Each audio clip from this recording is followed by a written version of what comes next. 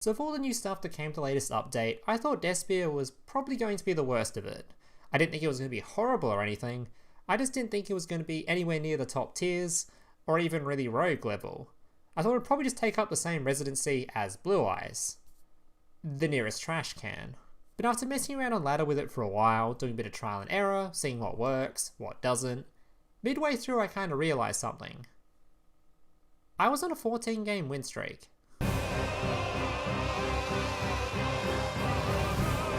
So here's today's deck list. Now just a reminder, if you're enjoying this kind of content, want to see more of it, or just find it useful in any way, to make sure to let me know by leaving a like on today's video and considering subscribing to the channel whilst you're down there. Especially if you're a frequent visitor of the channel and still haven't subscribed yet. Come on guys, do me a solid. Alright, so I won't go through every individual card of this deck list right here, as it's a lot easier for me to go through them as I play them during the gameplay, but I will give you a brief rundown on what the actual deck's aiming to do. Also, just a reminder, every single card in here has been typed out in the description down below, so if there's any cards in here you don't recognise or you want to know the names of, they're in the description, as they are with every one of my videos. Alright, so the aim of this deck is to summon the First Darklord. This card is a 4000 attack monster that provides target immunity to every single fairy monster on the board. Not only that, but it can also revive your Darklord monsters straight back from the graveyard. Now, the reason this card just became so good with Despia is because this card requires 3 Dark Fairy monsters to summon, which thankfully, all your Despian monsters are in fact Dark Fairy monsters. Not only that, but Despia is actually a fusion supporting archetype, meaning a lot of their stuff is just designed to go with fusion summoning. So if you, for example, if you use your Dramaturge of Despia as material for your First Darklord, it will revive itself back to the board, meaning you have a nice little negate for if your opponent tries to fusion, synchro, exceed, or link summon. On top of that, you have cards like the new field spell, which can be used to fusion summon your boss monster, and also has a nice little revive if your board gets wiped. Other than that, the rest of the deck is a bunch of mostly rank 8 spam. It's kind of weird to say that, but because your Dramaturge is easily summoned and is level 8, and so is your Superbia, you generally end on boards like cards like number 38 Hope Harbinger, or you end on your nice little OTK with Numeron Dragon, as you'll see in the gameplay. Especially considering this card combos so well with the new Despian fusion monster, which can actually reduce the attack of all monsters on the field except for level 8 or higher fusion monsters to 0, meaning if you summon a number 100 with 9000 plus attack, your opponent is probably just dead. Alright guys, that's going to do it for the decklist portion of the video, let's get into the gameplay. Alright, so today I have 4 replays to show you guys, all of which were gathered in gold, but the season did just reset, so give me a break on that one. But as you'll see also, I might as well show you guys while I'm here, you'll see this decklist had a very strong showing on the ladder. I think I already mentioned it earlier during the intro, but you'll see I had a 14 game win streak with it before it was finally ended by, I think Adamantipator just summoned a bunch of like Omni-Negate stuff and had no chance against. But yeah, 14 games is a pretty good win streak for this deck, and there was some pretty difficult matchups there too. It wasn't like I was just getting freebies every game. Alright, let's get into the actual replays. So I have 4 replays to show you guys. Don't actually quite remember which ones are which, but we'll get through them. Alright. So this deck generally is better going first than second, because as you notice in the deck list, I don't really run that many hand traps, so going second, it can be a little bit rough. It's not horrible going second, as you do run a lot of beat sticks, so you can just beat over your opponent a lot, but yeah. Alright, so we activate our Allure, drawing 2, banishing 1. Activate our Foolish Burial. Now the target for Foolish Burial in this deck is 99% going to be your Despian Tragedy. This card when sent to the graveyard gets to search for a Despian monster. In this case we're searching for Dramaturge. Normally you'd be searching for the other Despian monster because that one lets you search for your field spell, but in this case we already have the field spell and the other spell as well, so we just search for the fusion monster. Now we're going to normal summon our Indulgent. This card lets us summon a monster from deck to our opponent's side of the field and add 1 to hand, or Darklord monsters. So we're going to send the little guy and add 1 to hand. Ixchel, discarding a card to draw 2. Activating our fusion spell. We're going to use our branded opening to special summon a Despia straight from the deck. Now keep in mind, when you activate the quick play spell, you can't do anything that isn't a fusion summon for the rest of the turn. So you can't do any link summoning, can't do any exceed summoning. So do keep that in mind. This is the card you want to only use once you know you're not going to do anything else the rest of the turn in regards to extra deck summoning that isn't fusion. Alright, gonna be searching for another copy. Nothing to do with it, it's probably just going to be discard follow for the Super Poly. Then we're going to fusion summon straight into our boss monster, the First Darklord. Because we use this card as material, it resummons itself. Pay 1,000, special summon a Darklord straight from the graveyard, set our Super Poly and pass the turn. Now keep in mind, because we used our Indulgent Darklord, we gave our opponent a Dark Monster, which is really good for Super Poly, because even if he doesn't summon any of our Dark Monsters and we can't Super Poly with anything else, we can just use this monster and our Darklord or our Despia, whatever we like.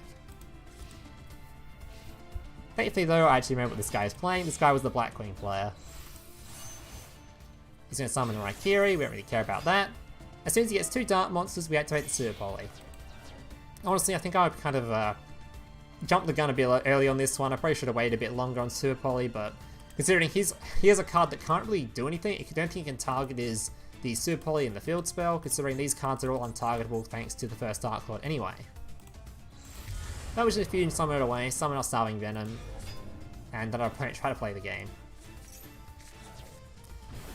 Keep in mind, by the way, at any moment we have a 1,000, we can just pay 1,000 life points using our Ixchel to activate our little negate in the graveyard for any monster he has. So we have a negate ready whenever we like. Also, midway through his combo, I remember a play to make, I'm pretty sure. Yeah, so I activate my First Darklord to summon back the little guy that we just Super Poly'd with. This guy can then send a trap card straight to the graveyard, or a Darklord card. So we get to send ourselves the Darklord card, wherever it is, Darklord Rebellion. Ixchel can then use that card's effect engraved to then destroy a card on the field. And from there, yeah, I'm pretty sure he just concedes here. Oh no, let's just do something else apparently. So we summon out our other Despian monster, bringing back the other Despian card straight back from the grave. And at some point, I swear he concedes here. Actually, maybe he doesn't. Alright, reduce everything to 0. Oh no, he doesn't, that's right. Then we can make our rank 8, so we summon into our... You would notice, not seeing this in the normal rarity festival quite a bit. Summoning out our number 100 Numeron dragon. Giving itself 1,000 attack. What is it? I don't know how the card works. It's like 1,000 attack per... 1,000 attack per Xyz rank on the board, I think? Yeah, so 9,000 attack, straight into the 0 attack monster, and he dies. So I don't quite remember which matchup this one was. Oh, this is a weird guy. This guy, for some reason, I've never seen a Phantom Knight player do this as their opening. Seems a little weak to me, but this is what he went for. Summons out a Dominance. I was like, okay, that's it. We did have an Ash Blossom, so he probably was trying to go for a Fog Blade or something as well, but it just seemed like such a weak opening. Surely there was something better he could have done here. Either way. Also, he checked the top 5 cards on my deck and gave me an Ixchel? This guy clearly hasn't played against Darklord before. So thankfully he gave us an Ixchel, which is really nice of him. I use my Indulgent first, give me a card, search for our Superbia. This way I can send the Superbia to the grave. And that way when I activate the spell that I'm going to search for with Banishment, Darklord Contract, I can then special summon back the... Yeah, special summon back the Superbia, which then special summons back the Ixchel. Now keep in mind, very important in Darklord, this card is a when effect, not an if. If you don't understand what that means, it means this card can miss timing. So if you ever see the notification on your screen, Darklord Superbia missed timing, that's why. The point is with this card is, you never want to use it as part of a chain, you always want it to be the first card or the card you end chains on. Explaining missing timing is really aids to do, so I suggest you guys just look it up yourself. But just important thing to keep note of, using Ixchel to activate your revive effect in graveyard, never do so to summon Superbia to expect its effect to go off, it will miss timing. So if you're going to use this effect, use the spell in graveyard to summon Superbia, it will miss timing. Only use this spell to summon Superbia when you're just activating the spell. Alright. It's also important to note that when your opponent another important timing that you'll miss it on is when you have your First Darklord on board. Whenever your opponent activates a card effect, you may chain your First Darklord to it, to then special summon this card back from the graveyard. That will then miss timing again as well. Don't chain it to summon it, you don't want to use this as part of chains. It's hard to explain, just look up how miss timing works and you'll understand anyway. Alright. I have a weird tangent there, but it's kind of important to learn that stuff in Yu-Gi-Oh!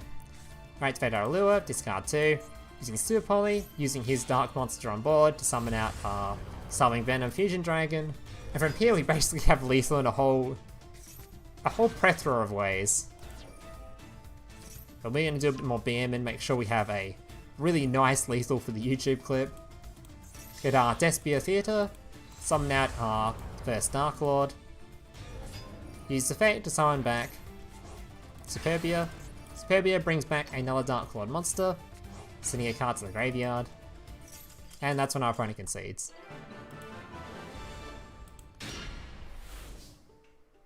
Alright. So activate our Allure, going to be banishing to draw 2. Keep in mind this card is also when banished, not just when it's sent, it gets its effect as well. Searching for a Despian monster. Going to use our Banishment, search for a Superbia, this way we have a card to discard with Ixchel. Could discard the trap as well, but generally I want to target for our Darklord Contract anyway. Searching for our Fusion spell, Contact, summon back Superbia, summon back Ixchel as well. Ixchel going to be searching for a card, throwing Superbia. Activating our Fusion spell, Fusion summoning straight into our big boss monster, the First Darklord. Paying 1,000, summoning Superbia again, bring out 2 level 8s so we can summon out our Dragon Dude, and summon out our Hope Harbinger. Now keep in mind, if you ever go for this play where you summon this card before summoning your Hope Harbinger, that if you summon using this card, you can't special summon any other monster for the rest of the turn, so you have to end on this, don't do it beforehand. So if you want to do any link summons beforehand, make sure you do that first, then summon it.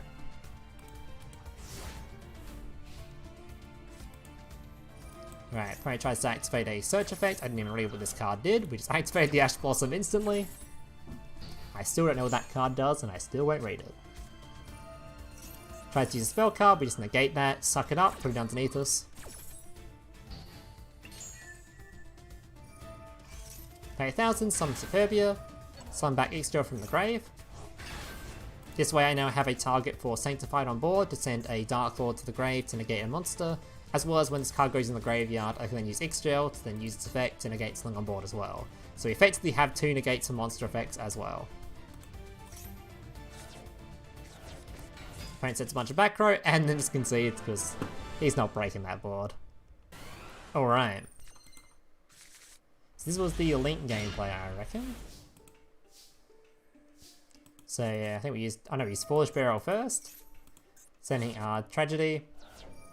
Searching for our monster, he activates Max C. Thankfully, we actually drew Ash Blossom for it, which is nice. Yeah, we did get pretty lucky during this win streak as well, considering we only run 1 hand trap. We drew it fairly regularly. Alright, searching for our Aluber. Obviously using Terraforming, searching the field spell, drawing a couple of cards. Banishment, searching for Ukoback. This is because I just wanted to search for a card to use as part of the fusion summon, and Ukoback is a good one to have in the graveyard for being able to send more cards to the graveyard, like more cards like your Dark Rebellion or cards like your Negate to the graveyard later on for when you have Ixchel on board.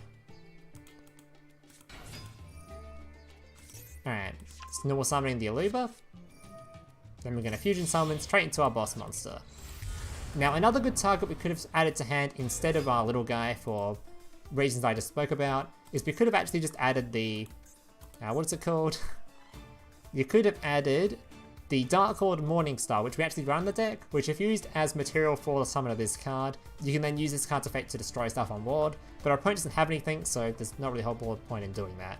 But keep that in mind that we do run Morningstar in this deck, and this card does have a board wipe AoE for your opponent if you use that card as material. That's more of a going second kind of thing though. Alright, pay 1,000, summon the Superbia, summon back the Ixchel, then use its effect to then use the Banishment to search for Contact.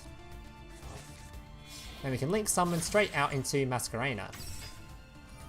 Darklord Contract, once again summoning Superbia. Unfortunately, Ixchel can only be special summoned once a turn, so that we're going to summon the little guy instead. I think we send the other trap card here. Yep, like I said earlier. Now, Masquerena is actually a really important card in this deck. It's really strong because the First Darklord can use its special summon effect during your opponent's turn as well, meaning flooding your board with monsters to use with Masquerena is very easy. I mean, if you want something like an Apollousa, which you guys will see in a second, very easy to do. An Apollousa is actually a fairy monster, so it's untargetable thanks to the First Darklord's effect as well, so become untargetable and indestructible, as long as this card remains on the board. So we're just going to Masquerena, swap it out, straight for Apollousa. Now pay 1000, summon back Superbia, summon back Ixchel, and now we have a quick effect to negate or quick effect to pop whenever you want it, along with the negates that Apollousa already gives you. Opponent draws some cards.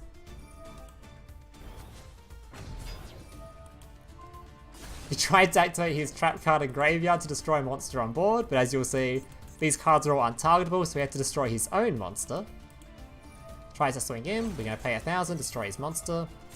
Tries to use its search effect, which we have Apollousa for anyway, so we just negate that.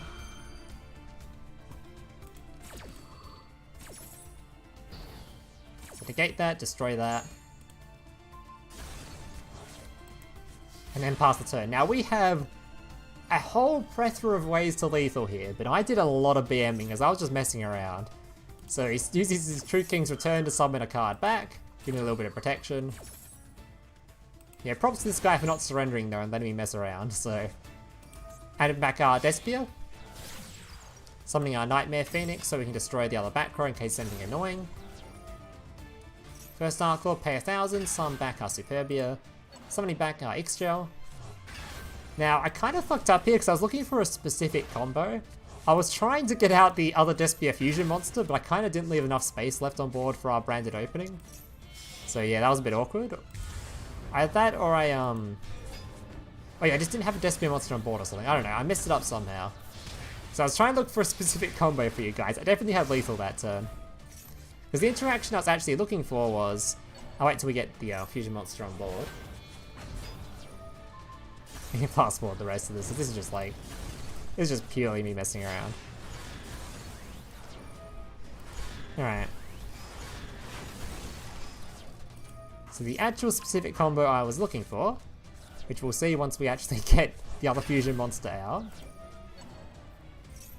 Bring back Apollousa.